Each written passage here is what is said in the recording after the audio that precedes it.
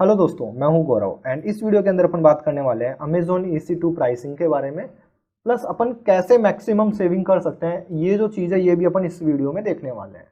तो चलिए स्टार्ट करते हैं। तो देखो दोस्तों, अब तक आपने जो भी इंस्टेंस क्रिएट किया था ना, T2 माइक्रो किया था, या फिर आप कोई भी इंस्टेंस ऑन द फ्लाई जाके क्रिएट करते हैं AWS पे, तो आप ऑन डिमांड इंस्टेंस यूज करते हैं। मतलब क्या कि मतलब आप मुंह उठा के चले गए AWS के पास कि भाई मेरे को ये इंस्टेंस चाहिए, और AWS आपको वो इंस्टेंस बना के दे देता है। बट होता क्या है, आप ऑन द फ्लाई AWS से रिक्वेस्ट कर रहे हो कि मुझे ये इंस्टेंस चाहिए, तो उसका AWS आपसे सबसे ज़्यादा पैसा लेता है। ओके, अब आप बोलोगे सबसे ज़्यादा पैसा लेता है, ठीक है, बट किस हिसाब से लेता है? तो होता क्या है, जब भी आप एक लिनक्स इंस्टेंस या फिर एक विंडोज इंस्टेंस क्रिएट करते हैं, तो AWS स्टार्टिंग के 1 मिनट का तो पूरा का पूरा पैसा लेगा, बट उसके बाद में हर एक सेकंड का पैसा लेगा। फॉर एग्जाम्पल, आपने एक इंस्टेंस क्रिएट किया और आपने उसको 20 सेकंड चलाया, तो AWS आपसे 20 सेकंड का पैसा नहीं लेगा, 20 सेकंड की जगह वो आपसे पूरे 1 मिनट का पैसा लेगा। बट आपने अगर उसको 80 सेकंड चलाया तो AWS कितना पैसा लेगा? केवल 80 सेकंड का पैसा लेगा आपसे। तो ये चीज़ आपको ध्यान रखनी है।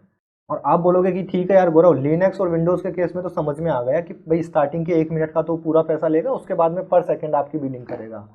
But what about other operating system? तो जो अलग दूसरे ऑपरेटिंग सिस्टम है लिनक्स और विंडोज़ को छोड़ के, उसका जो बिल है वो AWS आपको ऑनली बेसिस करता है, हर 1 घंटे का आपको पैसा देना होता है। एंड जब आप कोई भी ऑन डिमांड इंस्टेंस क्रिएट करते हैं, सबसे ज़्यादा फ्लेक्सिबिलिटी देता है ऑन डिमांड इंस्टेंस या फिर ऑन डिमांड रिसोर्स आप क्रिएट करते हैं तो। क्यों?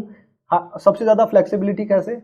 मतलब आपको कोई AWS को किसी तरीके की कोई कमिटमेंट नहीं करनी है, किसी भी तरीके का कोई अपफ्रंट अमाउंट नहीं देना है, किसी भी तरीके का आप इंस्टेंस AWS से ले सकते हैं, तो उसका AWS सबसे ज़्यादा पैसा लेता है। बट इसको अब यूज़ कब करना है? जब भी आपको शॉर्ट टर्म, सो लाइक मैं एक वीडियो बनाता हूँ, वीडियो जैसे ही खत्म हुआ मैं इंस्टेंस को वापस डिलीट कर देता हूँ। तो अगर आपका कोई एक ऐसा यूज़ केस है जिसमें आप इंस्टेंस थोड़ी देर के लिए यूज़ कर रहे हो फिर वापस डिलीट कर देते हो, ऑन डिमांड इंस्टेंसेस यूज़ करने चाहिए। या फिर कब यूज़ करना चाहिए? या फिर आपको तब यूज़ करना चाहिए जब आपको पता ही नहीं है। फॉर एग्जाम्पल, आपने अज्यूम किया था कि आपके वेबसाइट पे एक साथ 10 यूज़र आएंगे, बट यूज़र आ गए 10,000, तो आप क्या करोगे?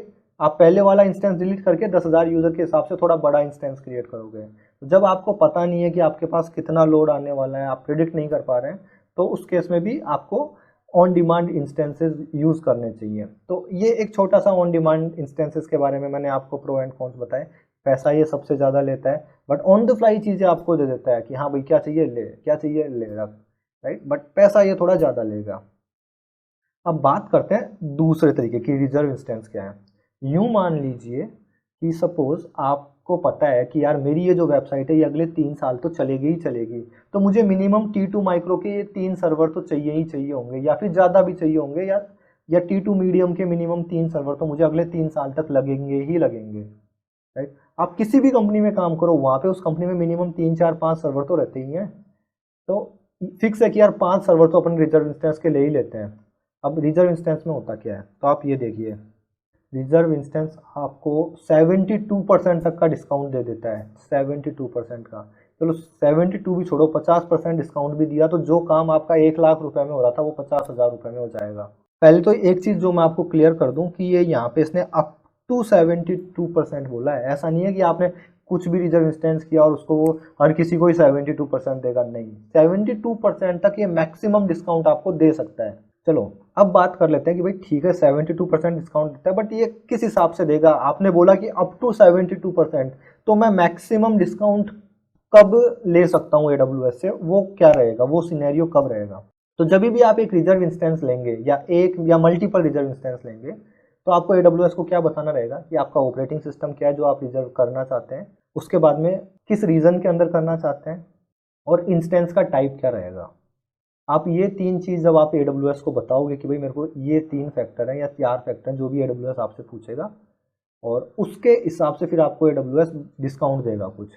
अब आप बोलोगे कि मैक्सिमम डिस्काउंट केवल इन 3 4 चीज़ को सेलेक्ट करने से मिल जाएगा क्या? तो इसका आंसर है नहीं, नहीं मिलेगा। तो फिर पहले आपको थोड़ा सा डिस्काउंट दिख जाएगा कि अगर मैं ये इंस्टेंस टाइप लूँगा तो मुझे इतना % डिस्काउंट देगा। उसके बाद में वो आपको क्या बोलेगा कि अगर आप 1 साल के लिए इंस्टेंस खरीदते हैं तो हम आपको कम डिस्काउंट देंगे, और अगर आप 3 साल के लिए इंस्टेंस खरीदते हैं तो हम आपको ज़्यादा डिस्काउंट देंगे। तो पहले तो वो जो 3 चीज़ जो आपने सेलेक्ट किया था, ऑपरेटिंग सिस्टम एंड रीजन वगैरह, उस पर डिपेंड करेगा डिस्काउंट। उसके बाद में डिपेंड करेगा कि आप 1 साल के लिए ले रहे हैं या 3 साल के लिए ले रहे हैं। अगर आप 3 साल के लिए इंस्टेंस रिजर्व कर रहे हैं तो वो आपको ज़्यादा डिस्काउंट देगा। तो क्या इन तीनों चीज़ों पे ही डिपेंड रहेगा कि नहीं? अब एक चीज़ और है, अब AWS आपसे क्या बोलते हैं कि अगर आप पूरा का पूरा पैसा अभी एक साथ ही दे देते हैं 3 साल का, तो हम आपको और ज़्यादा डिस्काउंट देंगे। ठीक है, तो इस हिसाब से आप जब भी एक रिजर्व इंस्टेंस बनाएंगे तो आपसे ये सारी चीज़ें पूछी जाएगी, उस हिसाब से AWS आपको डिस्काउंट देगा। एंड डोंट वरी, ये जो चीज़ मैंने बोल के बताई है ये मैं आपको करके बताऊंगा। एंड मैंने मेरे पहले से जो रिजर्व इंस्टेंस ले रखे हैं मैं आपको वो बताऊंगा कि देखो मेरे को ये इतने में पड़े थे। उसके अलावा अगर आपने जो इंस्टेंस खरीदे हैं AWS से, रिजर्व इंस्टेंस जो खरीदे मैं उनकी बात कर रहा हूँ, उसके अंदर भी 2 टाइप होते हैं, कन्वर्टेबल एंड नॉन कन्वर्टेबल। तो कन्वर्टेबल में क्या है कि आप इंस्टेंस टाइप को कन्वर्ट कर सकते हैं, T2 स्मॉल से T2 मीडियम में कन्वर्ट कर सकते हैं या T2 लार्ज में कन्वर्ट कर सकते हैं। ओके, तो अब आप बोलोगे कि यार मैंने T2 स्मॉल खरीद लिया और मैंने 3 साल का पैसा एक साथ दे दिया, तो अब जब मैं उनको कन्वर्ट करूंगा T2 लार्ज में तो AWS मेरे से वापस पैसा लेगा क्या?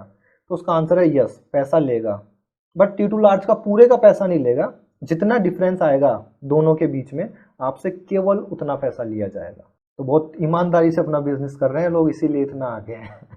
अगर आप कन्वर्टेबल रिजर्व इंस्टेंस लेते हैं तो आप उसका instance type, operating system, instance family और टेनेंसी, ये सारी की सारी चीज़ें आप चेंज कर सकते हैं। बट जो आपका कन्वर्टेबल जो इंस्टेंस रहेगा, कन्वर्टेबल जो आपका रिजर्व इंस्टेंस रहेगा, उसके अंदर आपको 72% तक का डिस्काउंट नहीं मिलेगा, क्योंकि आपने कन्वर्टेबल ले लिया, आपने एक फैसिलिटी ज़्यादा ली है उनसे, तो उसको ये मैक्सिमम उसके अंदर डिस्काउंट पहुंचाते हैं, 65 या 66% तक का आपको डिस्काउंट देते हैं।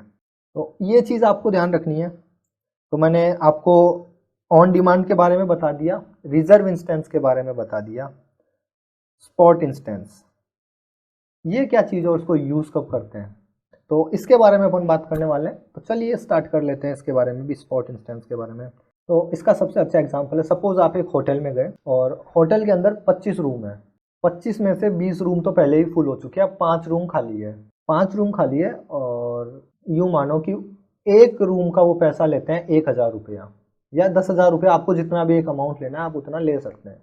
तो आप 1000 रुपया उस रूम का अमाउंट है। आप पहुंचे मैनेजर के पास एंड उसको रिक्वेस्ट करते हैं कि भाई मुझे एक रूम दे दीजिए, बट मैं ना 1000 रुपया नहीं दे सकता, मैं केवल और केवल आपको 100 रुपया दे सकता हूँ।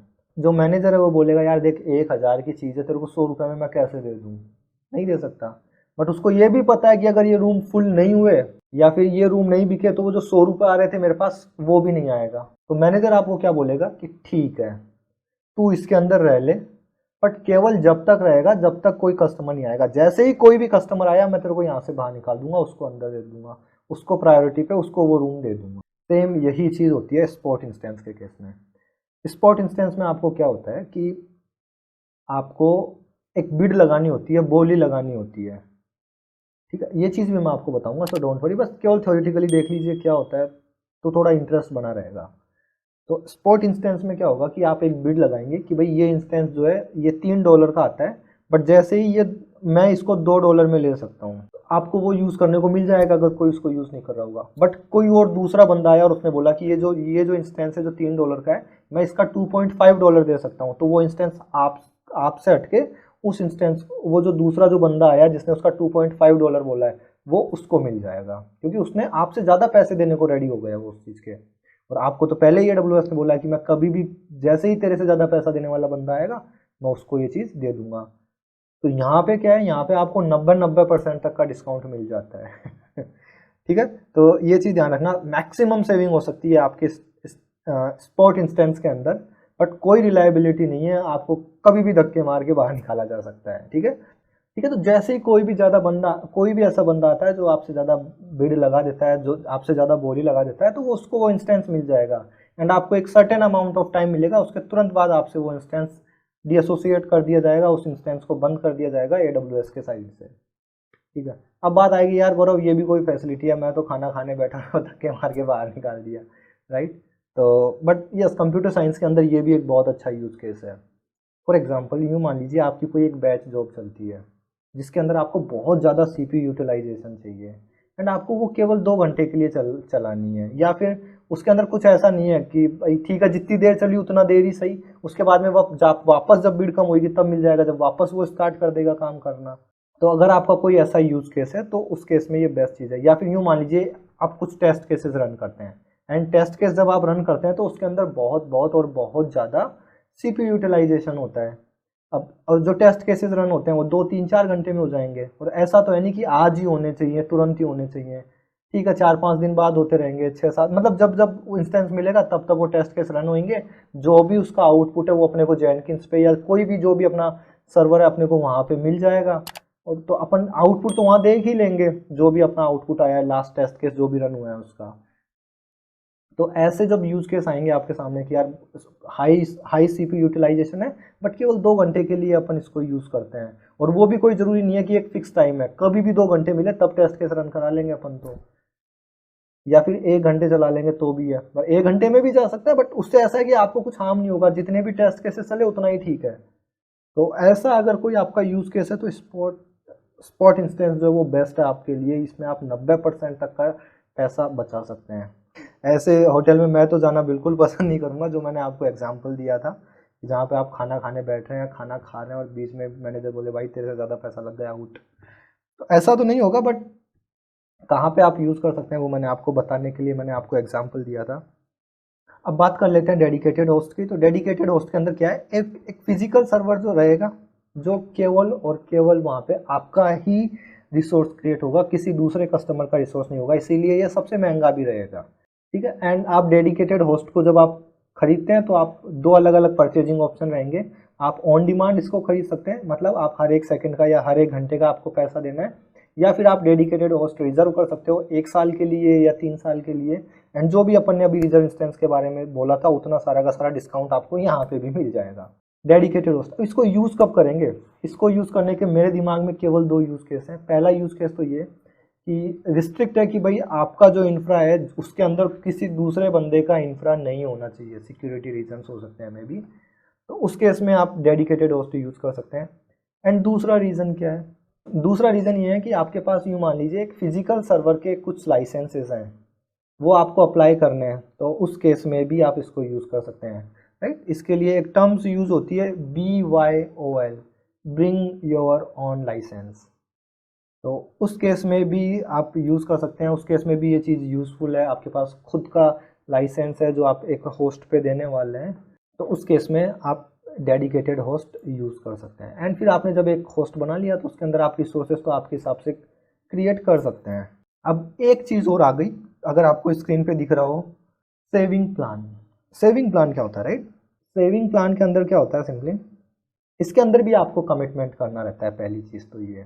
बट यहाँ पे कमिटमेंट आपको आपके रिसोर्सेज को लेकर नहीं करना है। जैसे रिजर्व इंस्टेंस के अंदर आप क्या कमिट कर रहे थे कि मुझे ये इंस्टेंस चाहिए और ये इंस्टेंस मैं इतने साल तक के लिए चलाऊँगा, उसका मैं अपफ्रंट पैसा दूंगा या जो भी रहेगा इंस्टॉलमेंट में दूंगा, राइट? तो सेविंग प्लान के अंदर आप AWS को क्या कमिट करोगे, तो सेविंग प्लान के अंदर आप कमिट करोगे कि बॉस मैं ना हर एक घंटे में $10 तक का रिसोर्सेज यूज़ करूँगा। यहाँ पे आपको पैसे के टर्म्स में देना रहेगा कि 1 घंटे में मैं इतने रुपये का रिसोर्सेज मैं चालू रखूँगा, तो मुझे जितनी भी मैक्सिमम सेविंग हो मुझे वो चाहिए। ठीक है, तो लाइक आप होटल में गए एंड वहाँ पे आप बोलते हैं कि भाई कि मैं 1 घंटे का इतना पैसा दे सकता हूँ, तो अब क्या होटल वाला अपने हिसाब से आपको देता रहेगा कि हाँ भाई आज इस रूम में रह ले, कल उस रूम में रह ले, परसों उस रूम में रह ले, right? That kind of thing is there. तो वो चीज़ आप यूज़ कर सकते हैं सेविंग प्लान में। इन शॉर्ट यहाँ पे आपको कमिटमेंट करना रहेगा कि आप 1 घंटे के अंदर कितने रुपये का आप लोग रिसोर्सेज यूज़ कर रहे हैं, और उसके हिसाब से आपको AWS डिस्काउंट देगा। एंड ये डिस्काउंट कितना होगा, एंड ये डिस्काउंट भी ऑलमोस्ट 72% या 73% तक पहुंचेगा। I mean almost reserve instance जितना ये आपको डिस्काउंट दे देगा अगर आप कमिट करते हैं तो। ठीक है, बाद में इसके बारे में अपन और ज़्यादा डिस्कस कर लेंगे, वीडियो थोड़ा बड़ा हो रहा है मेरे हिसाब से। तो दोस्तों इस वीडियो में इतना ही, सेविंग प्लान के बारे में प्लस एक डेडिकेटेड इंस्टेंस के बारे में अपन आगे के आने वाले वीडियोस में और कभी भी बात कर सकते हैं। तो इस वीडियो में इतना ही, अगले वीडियो में वापस अपन थोड़ा प्रैक्टिकल पे आ जाएंगे, तो चीज़ें दोनों साथ में चलेगी तो आप लोगों का इंटरेस्ट बना रहे। तो अगले वीडियो में क्या देखेंगे, अगले वीडियो में अपन ये देखेंगे कि अपन ने लोकल जोन्स के बारे में पढ़ा था, अगर आपको पता हो तो। अब लोकल जोन्स के बारे में जब अपन ने पढ़ा था तो आपने जब इंस्टेंस क्रिएट किया तो कहीं भी आपने सेलेक्ट नहीं किया कि आपको दिल्ली के अंदर ही आपको इंस्टेंस क्रिएट करना है, राइट। तो अगर आपको ये करना हो तो कैसे करेंगे, इंटरेस्टिंग राइट। ये जो चीज़ है ये अपन देखने वाले हैं अगले वीडियो में। तो दोस्तों इस वीडियो में इतना ही, मिलते हैं अगले वीडियो में, बाय बाय।